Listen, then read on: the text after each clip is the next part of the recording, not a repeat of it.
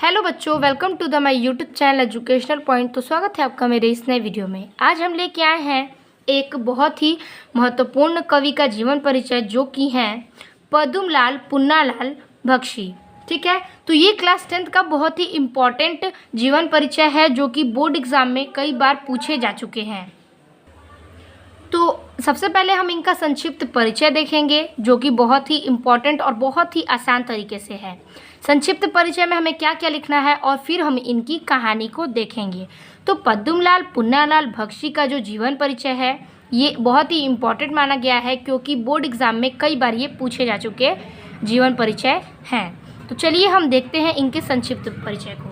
तो सबसे पहले हमें संक्षिप्त परिचय में कुछ जानकारियाँ देनी है, जैसे कि इनका जन्म हुआ था इनका 27 मई 1894 ईस्वी में, और इनका जन्म स्थान है खैरागढ़ जबलपुर में। इनके पिता का नाम पुन्नालाल बख्शी था, और इनका नाम जो है वो इनके पिता के नाम से जोड़ा गया है। और इनकी मृत्यु 27 दिसंबर 1971 ईस्वी में हुई। इनकी भाषा जो थी वो है खड़ी बोली, और इनका संपादन जो है वो है सरस्वती एवं छाया पत्रिका। ठीक है, तो यही हमारा जो संक्षिप्त परिचय है, ये हम संक्षिप्त परिचय में लिखेंगे। अब हम देखेंगे इनकी कहानी और इनके रचना के साथ इनका जीवन परिचय। तो आपको हेडिंग करना है जीवन परिचय, और उसमें लिखना है कि पद्मलाल पुन्नालाल बख्शी का जन्म 27 मई सन 1894 ईस्वी जबलपुर के खैरागढ़ नामक स्थान में हुआ था। ये जबलपुर के खैरागढ़ नामक स्थान में इनका जन्म हुआ सन 1894 ईस्वी में। इनके पिता का नाम मतलब कि इनके पिता पुन्नालाल बख्शी तथा बाबा ओमराव बख्शी थे। इनके बाबा यानी कि इनके दादा जो थे वो ओमराव बख्शी थे। साहित्य प्रेमी और कवि थे। कौन? इनके दादाजी। इनकी माता को भी साहित्य से प्रेम था, मतलब इनके पूरी फैमिली मेंबर में साहित्य से प्रेम था। और इनके जो ओमराव यानी ओमराव बख्शी, इनके जो दादा थे वो साहित्य प्रेमी एवं कवि थे, और इनकी माता को भी साहित्य में प्रेम था। परिवार के साहित्यिक वातावरण के प्रभाव के कारण ये विद्यार्थी जीवन से कविताएं रचते थे। मतलब परिवार के जो वातावरण है, मतलब वहाँ का जो माहौल था, उनके प्रभाव के कारण ये विद्यार्थी जीवन में ही, मतलब कि अपने स्टूडेंट्स ईयर में ही क्या किए, कविताएं रचने लगे थे। बीए पास करते ही इन्होंने सरस्वती में अपनी रचना प्रकाशित कराना प्रारंभ किया। मतलब सरस्वती जो इनकी रचना है वो बीए में पढ़ते थे, तभी इसका रचना प्रारंभ कर दिए थे। बाद में सरस्वती के अतिरिक्त अन्य पत्र पत्रिकाओं में भी इनकी रचना है। मतलब बीए के बाद जब सरस्वती का उन्होंने उत्पादन कर दिया, मतलब रचना कर दिया, जो फैल गई, प्रकाशित हो गई, उसके बाद भी इन्होंने कई पत्र पत्रिकाओं की रचना भी की थी।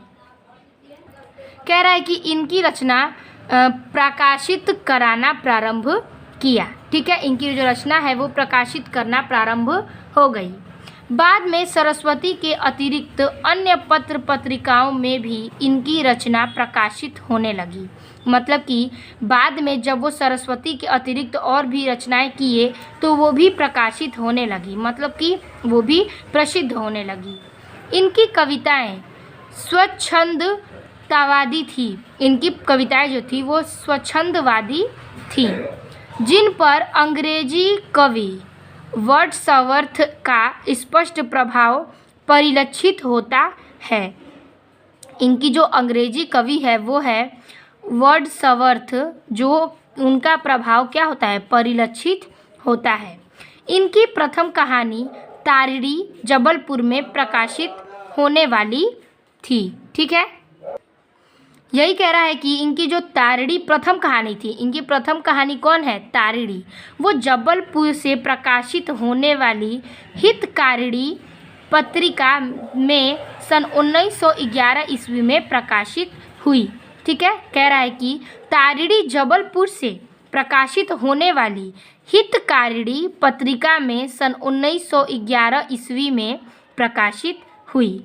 बख्शी जी की प्रसिद्धि का मुख्य आधार आलोचना और निबंध लेखन है। कह रहा है कि बख्शी जी की प्रसिद्ध का मुख्य आधार आलोचना और निबंध लेखन है। फिर कह रहा है आगे की लेखन है। साहित्य क्या यह महान साधक 27 दिसंबर 1971 ईस्वी को परलोकवासी हो गए। मतलब उनकी मृत्यु जो है वो महान थे, इसलिए उनकी मृत्यु 27 दिसंबर 1971 ईस्वी को परलोकवासी में हो गई। ठीक है, तो ये जो इनकी रचना है वो प्रसिद्ध रचना है, वो मैं आपको बता देती हूँ। तो इस हिसाब से इनकी कहानी समाप्त होती है। अब हम इनकी सारी रचनाओं को देखेंगे। सबसे पहले हम इनके निबंध संग्रह को देखेंगे। निबंध संग्रह में उन्होंने कौन कौन सी रचना की है, तो उनकी निबंध संग्रह में रचना है प्रबंध पारिजात, पद्म वन, मकरंद बिंदु, कुछ बिखरे पन्ने, ये इनकी प्रसिद्ध रचना है। कुछ बिखरे पन्ने, मेरा देश इत्यादि, ये इनकी निबंध संग्रह की रचना है। फिर है इनका कहानी संग्रह। कहानी संग्रह यानी कि झलमला इनकी कहानी है, और अर्जली, ठीक है, अर्जड़ी और झलमला इनकी कहानी की रचना है।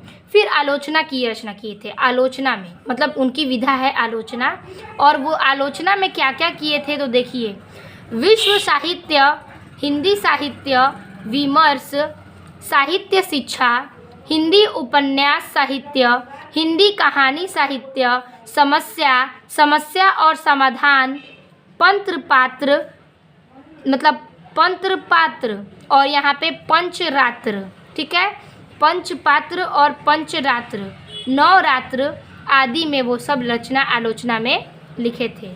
फिर इनका है काव्य संग्रह।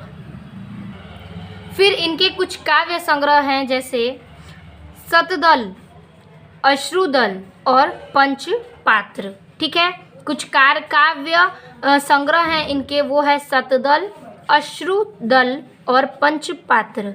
इनकी कुछ उपन्यास हैं, जैसे कथा चक्र, भोला जो है बाल उपन्यास में, और वे दिन, कथा चक्र और भोला इनकी क्या है, उपन्यास है।